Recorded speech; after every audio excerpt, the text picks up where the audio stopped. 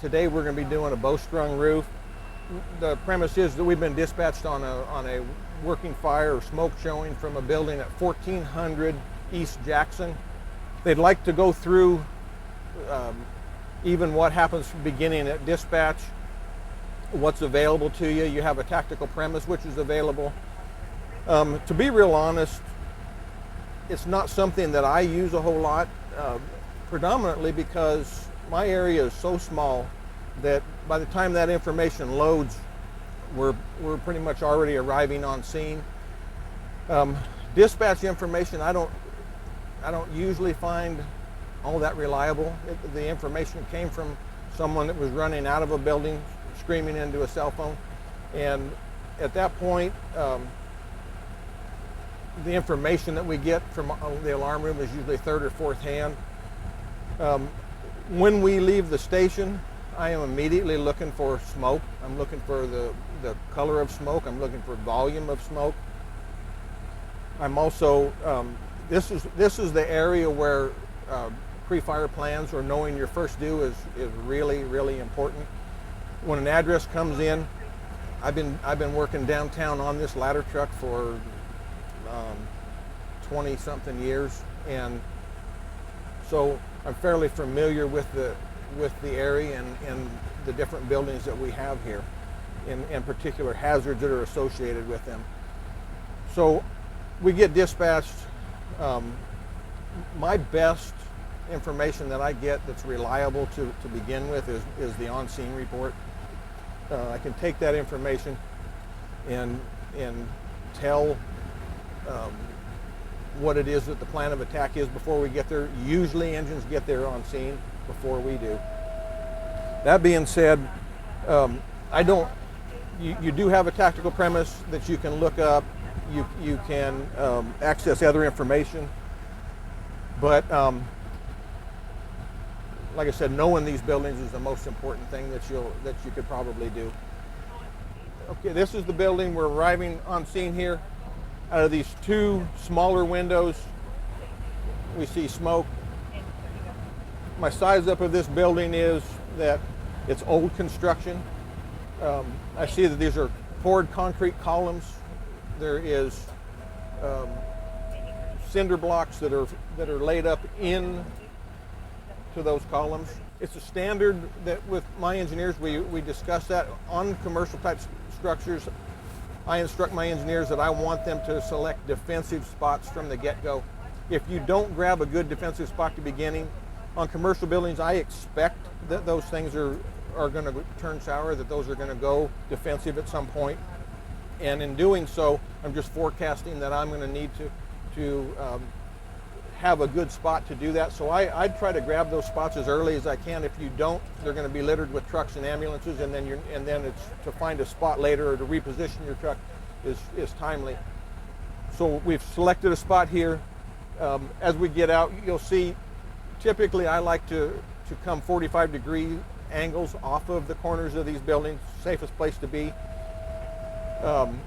In this particular instance, because this is a drill and a video, we don't want to block Jackson. In a real fire situation, I specifically like to block the entire street, keep the people from driving by. So we can get out of the truck and we'll talk about the exterior operations. I usually instruct my engineers to not just go immediately into the scene. We stop back and we're planning this together. We're deciding what is the best access and where can we get water from engines and how this whole thing can lay out. On this particular building, I would set up off of this corner right here. Once we pull up and we start setting up, my general plan is that I immediately try to lap the building and see what it is that we're encountering here, and just try and see as many sides of this building as I possibly can.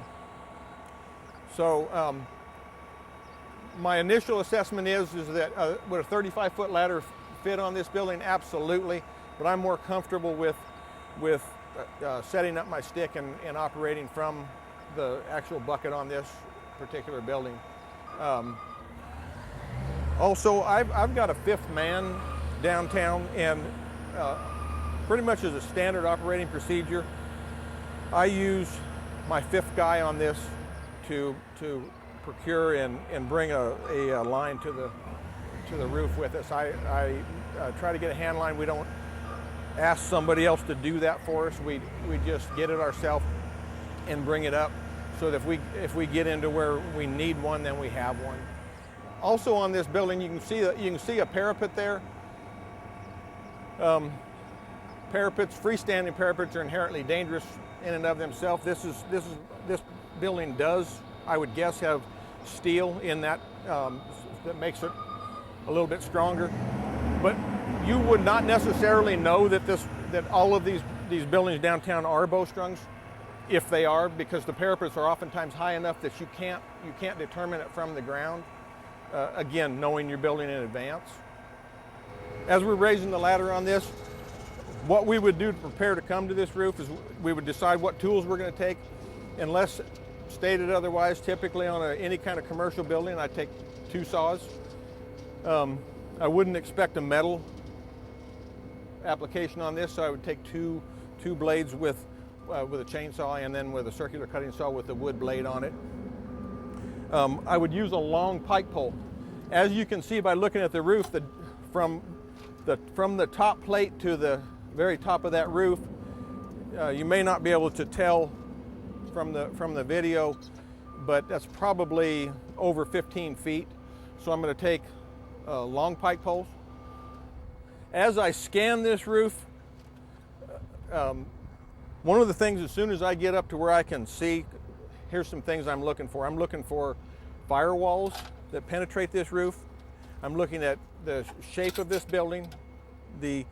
I'm looking for where smoke is coming out of these vents, the turbines that you're looking at.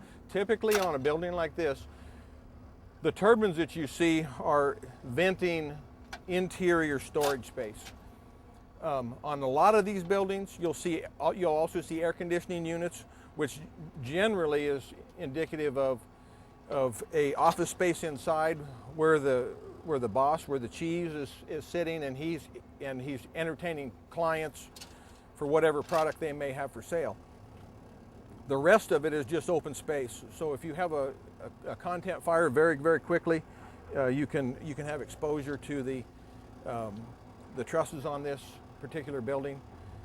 When I look at this building here, this building has got 4 bearing walls. In other words, each wall all the way around this building is a bearing wall.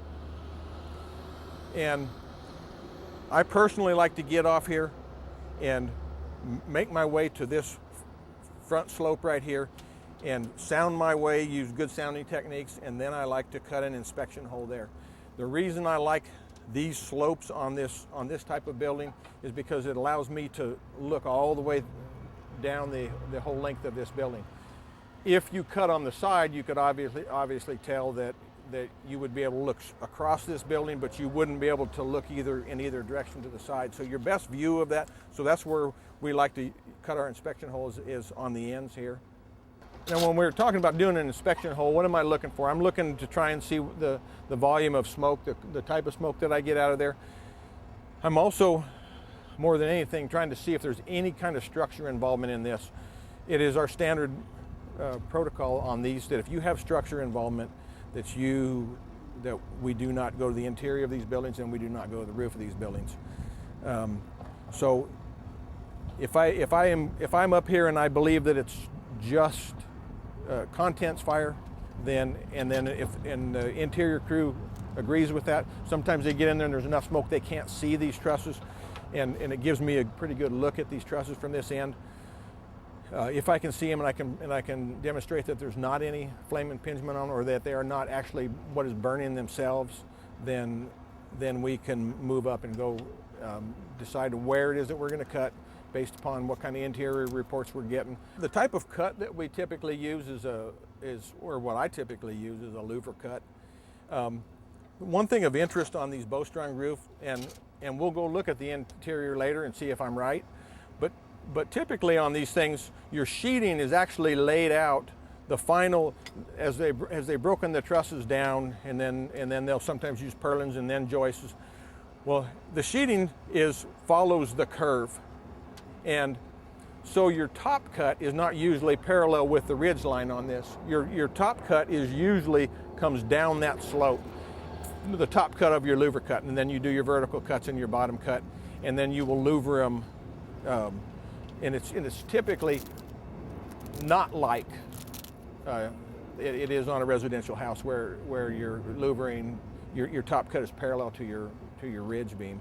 I may not be able to get out on this roof actually, but in the very least I can give command a good roof report from here. If I can't make access to this roof, if you have a parapet that comes up around, you're going to need a roof ladder to access down to the roof. Discourage jumping and sound your way before you get off the roof. But I'm also looking for dead load on this. I'm looking for, the roof is heavy enough in and of itself, but I'm also looking on these things for large heavy air conditioning units, things that are not normal. I'm also looking for skylights. Those to me are an easier way to ventilate the roof than cutting a hole in it, and it's cheaper in the property conservation end. Typically, as a department, we've talked about standard actions and standard conditions, and that we can produce standard outcomes. There's safety built into that. If we operate, you do have some discretion on these roofs of where to cut and that sort of thing, where to spot. But things done within a standard manner typically are safer that way.